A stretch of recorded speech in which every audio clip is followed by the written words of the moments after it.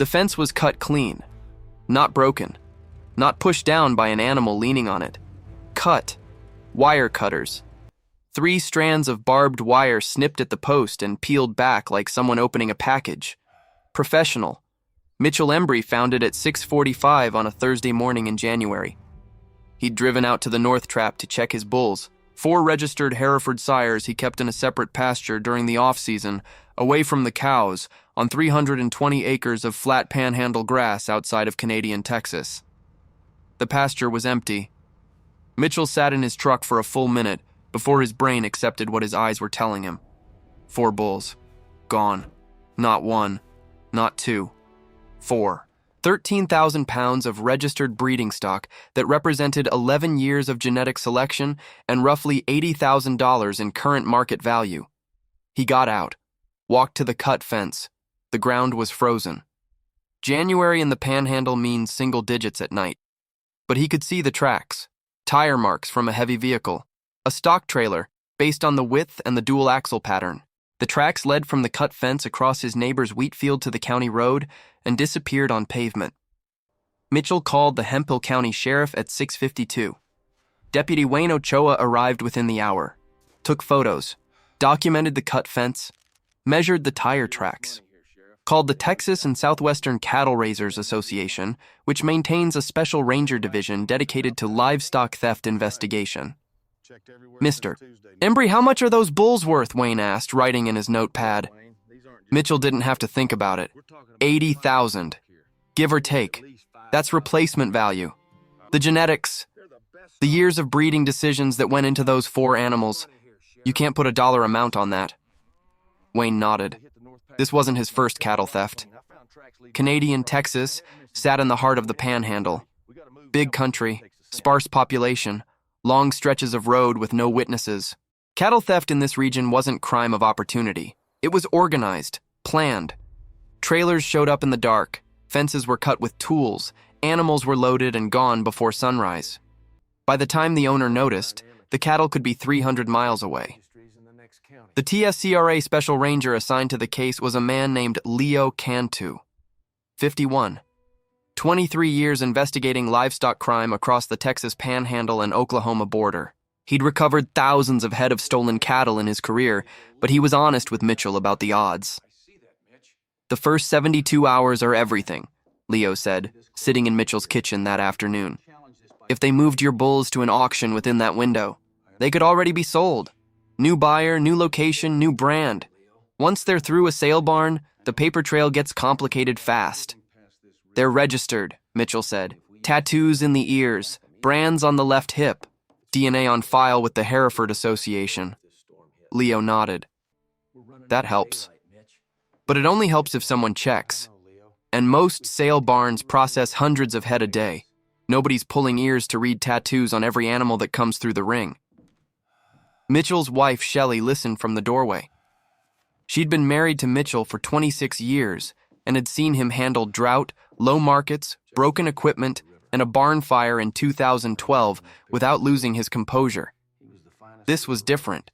Mitchell's hands were flat on the table, and his jaw was working the way it did when he was keeping something inside that wanted to come out. Those bulls were my father's line, Mitchell said quietly. Dad started the program in '89. I've been building on it since he passed in 2009. Every calf crop, every selection decision, 4 generations of work. And somebody drove up in the dark and took it.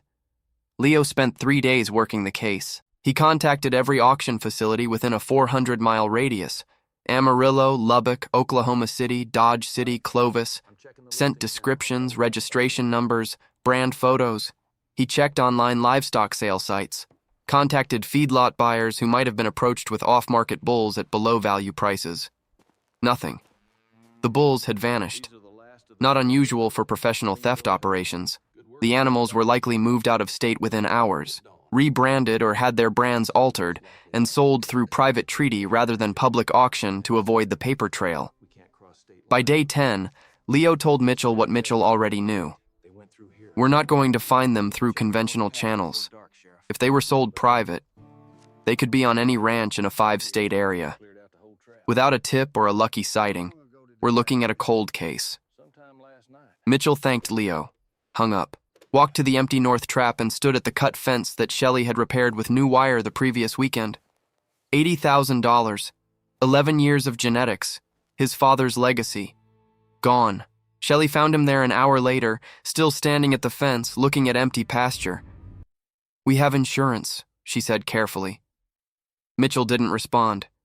"It won't replace the genetics, but it'll cover the financial loss. We can start rebuilding." Mitchell turned to her. His eyes were red, but his voice was steady. "I'm done. I can't start over at 53. Those bulls were the best animals I've ever produced. The next ones won't be as good. Not in my lifetime. It took Dad 30 years, and it took me 15 more. I don't have another 15. Shelley didn't argue. She'd been a rancher's wife long enough to know that some losses aren't about money. Mitchell filed the insurance claim, bought 4 commercial bulls at the Amarillo auction to cover his breeding needs. Functional animals. Nothing special. Adequate. The word sat in his mouth like sawdust. His father had spent his life building something better than adequate, and now adequate was all Mitchell could afford to feel. 3 weeks after the theft, a Saturday morning, a 19-year-old kid named Cal Brennan was riding fence on his family's ranch 12 miles south of Canadian when his horse spooked. Cal had been riding since he was 4. His father, Wes, ran a cow-calf operation on a section of Panhandle grass that bordered the Canadian River breaks. Rough country, cedar and mesquite canyons that dropped 200 feet from the prairie to the river bottom. Good grass on top, brush and rock below. The kind of terrain that swallowed things. Cal's horse, a 7-year-old bay gelding named Rooster, planted his front feet and refused to go forward. Cal looked down the slope into a cedar draw and saw why. A bull was standing in the bottom of the draw, alone. A Hereford. Red body, white face. Big. Maybe 1,700 pounds. He was thin, ribs showing under a winter coat that should have been heavier. His left hip had a brand that Cal couldn't read from 70 yards away because brush was blocking the view. Cal pulled out his phone. No signal. Typical for the breaks. He sat on Rooster for a while, studying the bull. The animal wasn't moving. Wasn't grazing. Just standing in the bottom of a cedar draw like he'd walked in and couldn't figure out how to walk out. Or didn't want to. Cal rode back to the house and told his father. Wes Brennan drove out with Cal in the ranch truck, bringing a pair of binoculars and a lariat. They parked on the rim of the breaks and glassed the draw. Wes studied the bull for 2 minutes through the binoculars. Then he lowered them slowly. "That's not one of ours." Look over there. "No, sir. And he's not one of Garrett's." Garrett ran the adjacent section to the west, or the Millers either. Cottonwoods? Yeah. Wes lifted the binoculars again, focused on the brand. Left hip. The angle was bad, but he could make out part of it. That's an E with a bar. Embry brand. "Mitchell Embry?" Cal asked. Wes looked at his son. Mitchell had 4 bulls stolen 3 weeks ago. It was all over the cattlemen's group. Cal looked down at the bull in the draw. 12 miles from Mitchell's place, in the bottom of a canyon that nobody checked unless they were riding fence. An animal that had either escaped from whoever stole him, or been dumped when the thieves realized he was too identifiable to sell. How do we get him out? Wes looked at the terrain. The draw was steep. No road access. The truck couldn't get down there. A trailer was out of the question. The only way to move that bull was on horseback. Rope him, lead him up the draw to the prairie, and walk him home. 12 miles of open Panhandle in January.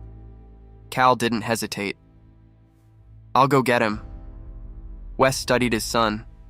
19, built like a fence post, the way Panhandle kids get when they've been throwing hay bales since middle school. He'd been roping since he was 12, competed in high school rodeo, had the quiet confidence of a young man who'd been doing hard things long enough to stop thinking of them as hard. But roping a 1,700-pound bull in rough terrain and leading him 12 miles across open prairie in winter, that wasn't a high school rodeo event. "Not alone," Wes said. "I'm coming with you." They saddled 2 horses, Cal on Rooster. Wes on a 14-year-old sorrel named Duke, who'd been working cattle in the breaks since before Cal was born. They loaded a lariat, a halter, a lead rope, and a bag of range cubes, the molasses-based feed supplement that cattle will follow like a bribe. Getting down into the draw took 20 minutes of careful riding. The slope was loose rock and cedar roots. The horses picked their way down while the riders gave them their heads and trusted the footing. The bull was still there, standing in the same spot. He watched them approach with the wariness of an animal that had recently been handled by strangers and hadn't enjoyed the experience. "Easy," Cal said quietly. He shook range cubes in the bag. The sound is universal in cattle country. The rattle of feed in a sack. Every cow, every bull, every calf that's ever eaten a range cube knows that sound means food. The bull's ears came forward, thin as he was. 3 weeks in a cedar draw with limited forage. Hunger was winning over suspicion. Cal poured cubes on the ground 6 feet from the bull. The bull walked to them and ate. While he ate, Cal built a loop in his lariat. One throw. The loop settled over the bull's horns and snugged behind his ears. The bull pulled back. Hard. And Rooster sat into the rope the way a good ranch horse does, absorbing the shock with his hindquarters. The bull fought for about 30 seconds, then stopped. Stood there, breathing hard, deciding. Cal held the rope, didn't pull, didn't force, just held. Let the bull figure out that the pressure wasn't going anywhere, and neither was the kid on the other end. After 2 minutes, the bull took a step forward, then another. Cal backed Rooster up the slope, keeping tension on the rope but not dragging. Wes rode behind, pushing gently when the bull hesitated, giving space when he moved. It took 40 minutes to get out of the draw. The bull slipped twice on the loose rock. Rooster kept his footing. Duke kept his position. The two riders worked the bull up the slope the way their fathers and grandfathers had worked cattle in this country for 100 years. Patience, pressure, and the understanding that a rope is a conversation, not a command. They reached the prairie at the top. Flat ground, open sky. The Panhandle stretched out in every direction. Brown grass, blue sky, wind that never stops. Cal looked at his father. 12 miles. Wes looked at the bull.